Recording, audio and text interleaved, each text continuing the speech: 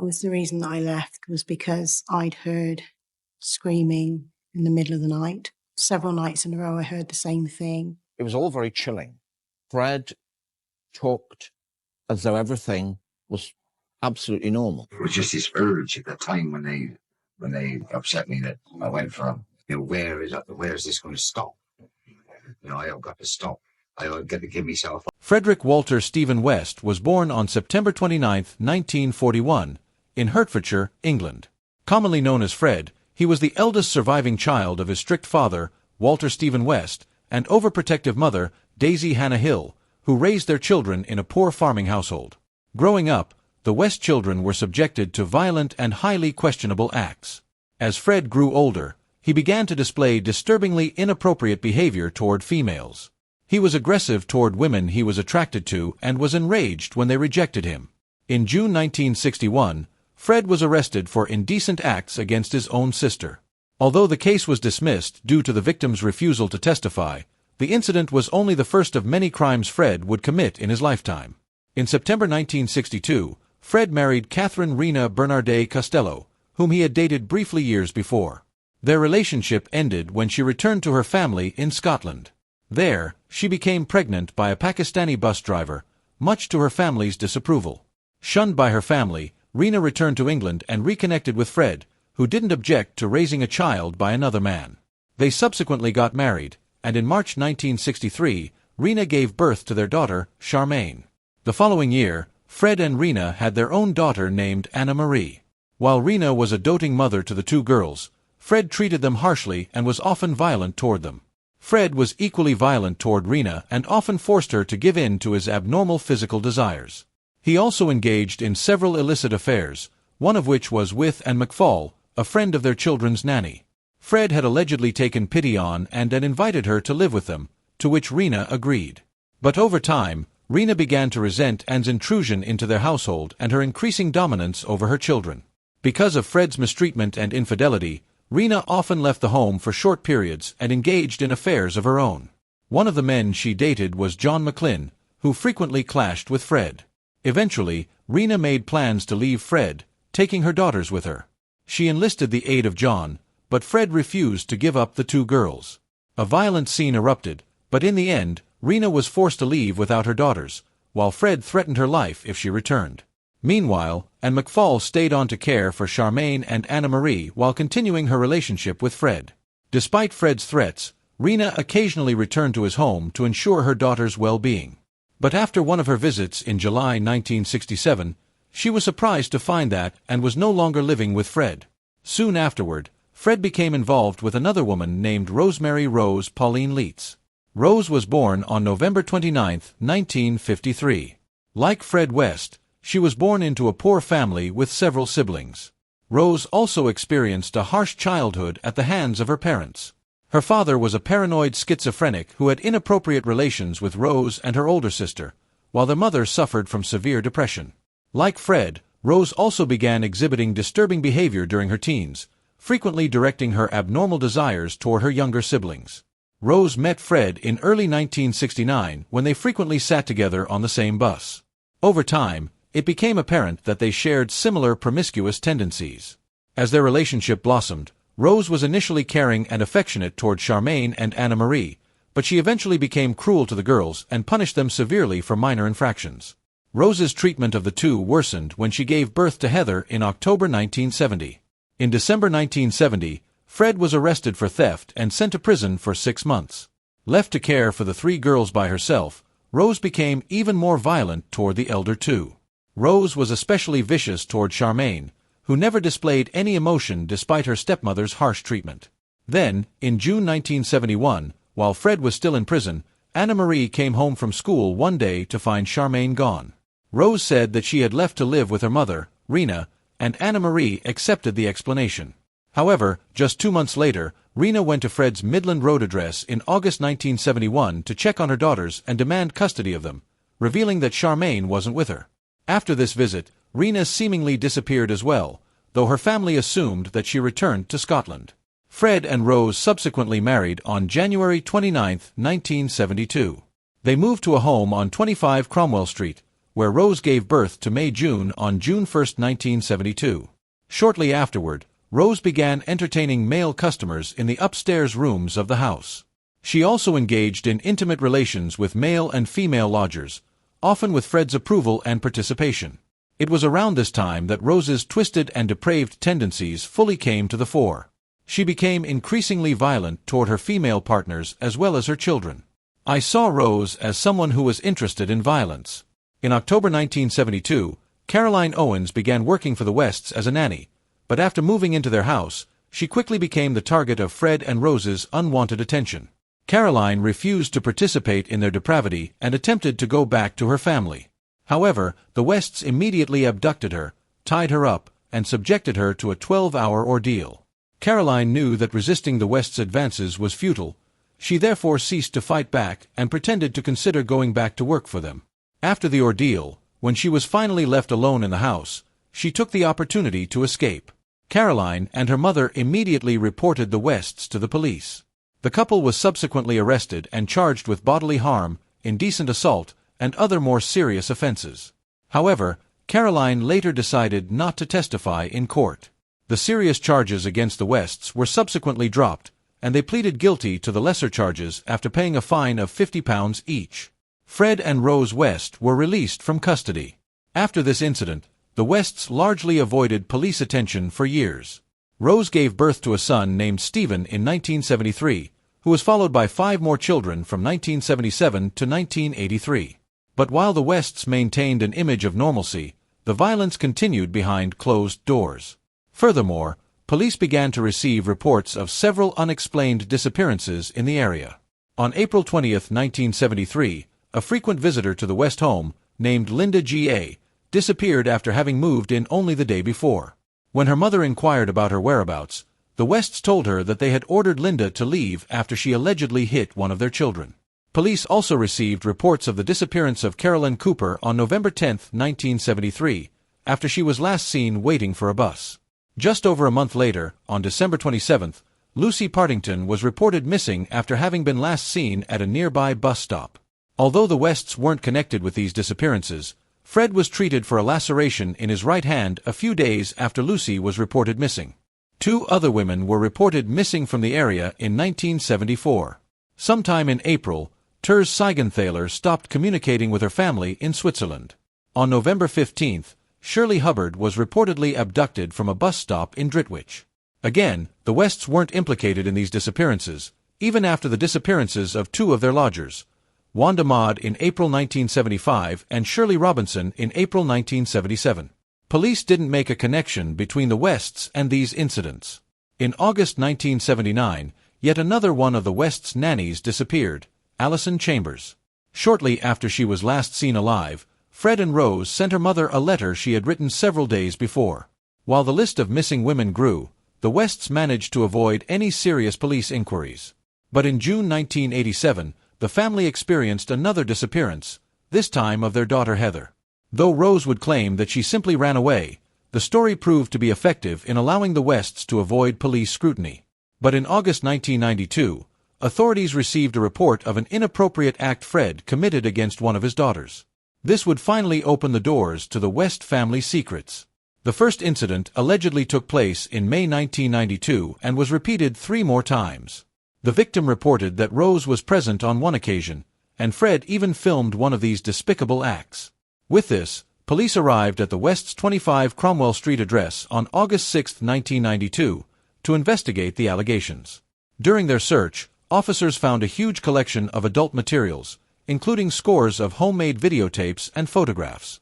However, they were unable to find evidence of Fred's crime against his daughter. Nevertheless, the confiscated materials and the victim's statement provided authorities with sufficient grounds to arrest Fred and Rose West.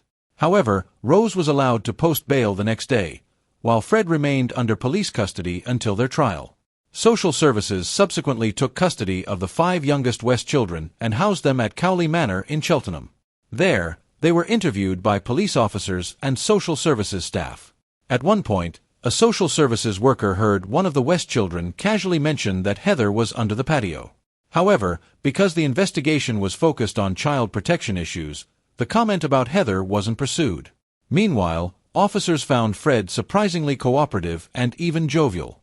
But during the interview, he revealed a dark and twisted side to his character. The earliest recollections of Fred are of this quite jovial chap who was obviously quite outgoing, who worked hard, and was just an ordinary bloke. Much to the officer's shock, Fred readily admitted to his inappropriate actions against his daughter. He somehow seemed to think that it was a father's duty to perform such despicable acts. The interview was led by Detective Constable Hazel Savage, who was actually acquainted with Fred West. As a uniformed officer in 1966, she had questioned Fred's former wife, Rena, concerning a theft. Rena had then described Fred as a violent and promiscuous man who posed a risk to her children. DC Savage's knowledge of Fred's character compelled her to dig deeper into the current child protection case. She then scheduled an interview with his daughter, Anna Marie. In her statement, Anna Marie detailed the horrific treatment she endured from Fred and Rose and agreed to testify at their trial. She also mentioned her unsuccessful attempts to find her biological mother, Rena, and her half-sisters, Charmaine and Heather. This raised DC Savage's suspicions, so she decided to question Rose concerning Heather's whereabouts. However, Rose was indignant at being brought in for questioning and claimed that Heather had run away. Because the police didn't have sufficient evidence to file charges, they decided to let her go. Meanwhile, Fred was still on remand for his crime against his daughter.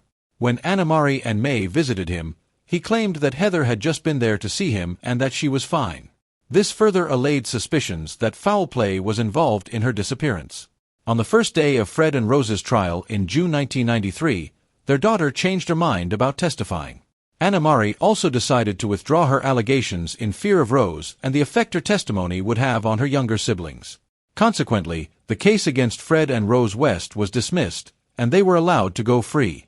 Although their youngest children remained with social services, it seemed that they had escaped justice for the second time. In December 1993, one of the children told a social worker that they were instructed not to talk about Heather, or they too would meet a similar fate. As these hushed stories raised further suspicions, the police finally obtained a warrant to dig up the garden of the West's Cromwell Street home. In early 1994, police served Rose the warrant at about 1 p.m. on February 24. Fred wasn't home at the time, but at around 7:40 that evening, he showed up at the Gloucester police station to voluntarily give a statement. He claimed that he had seen Heather in Birmingham a few days before, though authorities remained skeptical. At about 11 a.m. the next day, DC Savage and another constable arrived at the West's home, supposedly to question Fred and Rose about their relatives. Again, Rose was irritated by the police officer's presence and refused to cooperate. Fred then turned to the officers and asked to be taken to the police station. To their surprise, he finally admitted that Heather was buried in the garden. DC Savage arrested him on the spot. Shortly afterward, police also arrested Rose and took her to the Cheltenham police station. While Rose denied having anything to do with Heather's death, Fred readily admitted to the crime, though he claimed that he hadn't intended to end her life. This was later disproved by the presence of restraints at the burial site. Oddly, Fred retracted his previous confession about murdering Heather during 2 later interviews on February 26, 1994. But after investigators found another thigh bone on the property, he again admitted to having caused her death. Fred also admitted that the thigh bone they found was from Shirley Robinson, a former lodger at the West's Cromwell home. Fred also told police that there was another victim buried in the garden, but he didn't provide any more information other than that she was a friend of Shirley. On February 28, police dug up the remains of Shirley Robinson and the unnamed third victim, who was later identified as Allison Chambers. Already charged with the murder of his daughter Heather, Fred was charged with the murders of the 2 other women. Rose's complicity in her husband's previous crimes made her a suspect in these murders as well. Therefore, in addition to Heather's murder, police also charged her with the murders of Shirley and Allison. At this point, Fred and Rose West were already implicated in the murders of 3 women, but that was only the beginning. To Fred, he had had a relationship in his head with each of these girls, and they were looking down on him from heaven and thanking him for what he had done because, in his head, he'd done them a favor. On March 4, 1994, Fred sent a handwritten note to the authorities through his lawyer. In it, he admitted to killing 9 other people, including his ex-wife Rena, her daughter Charmaine, Linda G.A., and others that he would identify at a later date. By this time, Fred had become quite forthcoming about where his victims could be found. Apart from the Cromwell residence, He disclosed having buried 2 of them in the letterbox and fingerpost fields in Kemble, and 1 beneath their former house at 25 Midland Road. Over the next 2 months, the search of the Cromwell Street home uncovered the remains of former lodgers Linda Gall and Juanita M., as well as Lucy Partington, Terry Sean, Thaler, Shirley Hubbard, and Caroline Cooper, all of whom the Wests had abducted. On the road, police also found another female who Fred identified only as Worcester Girl at Letterbox Field in Kempley. Police found the remains of Fred's former wife, Rena. Under interrogation, Fred admitted he had gone out with her during one of her frequent visits to check on her children. Because of her insistence on finding Charmaine, Fred feared that the missing girl's death would be discovered, so he attacked Rena right at the field where her body would later be found. That'd be the first time I've ever mixed up anything like that. So the only thing I could think of was to bury her at the nearby fingerpost field. They also found the body of Anne McFall, the West's former nanny and Fred's one-time romantic partner. However, Fred maintained that he had nothing to do with Anne's death and placed the blame on Rena. He did admit burying Anne at Fingerpost Field, together with Rena's friend, whom he named only as Rolf. To this day, police haven't found forensic evidence linking Fred to her murder. However, the gruesome treatment of Anne's body and the way she was buried was strikingly similar to how Fred had disposed of his other victims. The body of Charmaine West was subsequently found underneath the kitchen of the West's former Midland Road home. By mid-June 1994, the police had concluded their search of the Cromwell Street and Midland Road homes and the Kempley fields. Although they found no other bodies, they suspected the West's involvement in many other unsolved murders and disappearances. Fred himself claimed responsibility for 20 more victims. However, authorities have been unable to verify these claims. Although Fred had admitted to murdering his stepdaughter Charmaine, forensic odontology revealed that she died in early June 1971 while he was in jail for theft. A former neighbor at Midland Road also testified that Charmaine was no longer present at their house by the time Fred was released on June 24 of that year.